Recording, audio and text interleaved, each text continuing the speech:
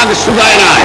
আমি 10 তারিখে বলে দিয়েছি যে ওই শহীদের রক্তের উপর দিয়ে পাড়া দিয়ে আরটিসিতে মুজিবুর রহমান যোগদান করতে পারে না।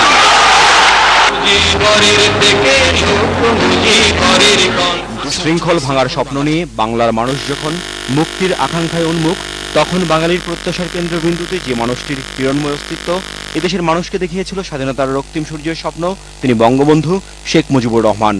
এই মহান নেতার জন্ম 1920 সালের 17 মার্চ গোপালগঞ্জের নিভৃত পল্লী টুঙ্গিপাড়ায়। বাবা শেখ লুৎফর রহমান ও মা শেখ সাহেরা খাতুনের স্নেহের ছায়া বেড়ে ওঠা টুঙ্গিপাড়ার সেই ছোট্ট শিশু খোকাই একদিন অন্যায়ের বিরুদ্ধে প্রতিবাদী কণ্ঠ, মানুষের প্রতি মমত্ববোধ এবং রাজনৈতিক প্রজ্ঞায় হয়ে ওঠেন এদেশের মানুষের আশা আকাঙ্ক্ষার মূর্ত প্রতীক। 52 ভাষা আন্দোলন থেকে 1971 সালের মহান মুক্তিযুদ্ধ, শিশুটির 6 দফার সংগ্রাম করতে গিয়ে বারবার কারাগারে যেতে হয়েছে বঙ্গবন্ধুকে। কিন্তু জনগণের ভালোবাসা ও আকাঙ্ক্ষার হৃৎমূলে যার অবস্থান, সেই সিংহ পুরুষকে 4 দেয়ালে আটকে রাখে সাধ্যকার। 1970 সালের নির্বাচনের মধ্য দিয়ে এদেশের মানুষ বিশ্ববাসীকে স্পষ্ট জানিয়ে দেয়, বঙ্গবন্ধু অভিধায় ভূষিত শেখ মুজিবুর রহমানই তাদের মুক্তির একমাত্র প্রতীক। বাঙালির এই আকাঙ্ক্ষাকে হৃদয়ে ধারণ করে 7 মার্চের ঐতিহাসিক ভাষণে বঙ্গবন্ধু শোনালেন 200 বছর ধরে পরাধীন বাঙালির মুক্তির কয়েকটি রক্তিম পংক্তি।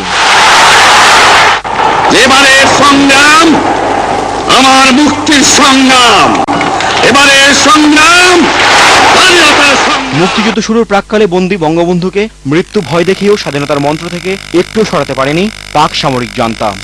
যে শরীর স্পর্শ করতে সাহস পায়নি পাক হানাদার বাহিনী, সেই শরীর বিদীর্ণ হলো দেশীয় ঘাতকের বুলেটে 15 আগস্টের কাল রাতে। ধানমন্ডি 32 নম্বরের যে বাড়িটি ছিল এদেশের মানুষের প্রেরণার উৎস, সেই বাড়িতেই কিছু উশৃঙ্খল সেনা সদস্য হত্যা করল বেগম ফজিলাতুন্নেছা মুজিব, শেখ কামাল, শেখ জামাল সহ 17 জনকে। রক্ষা পায়নি 9 বছরের অবুঝ শিশু রাসেলও। এই নির্মম হত্যাকাণ্ডের বিচার আজও হয়নি। বঙ্গবন্ধু আজ শুয়ে আছেন গোপালগঞ্জের সেই মধুমতি নদীর তীরে, যে নদী একদিন তাকে শিখিয়েছিল এদেশের মাটি ও মানুষকে ভালোবাসতে।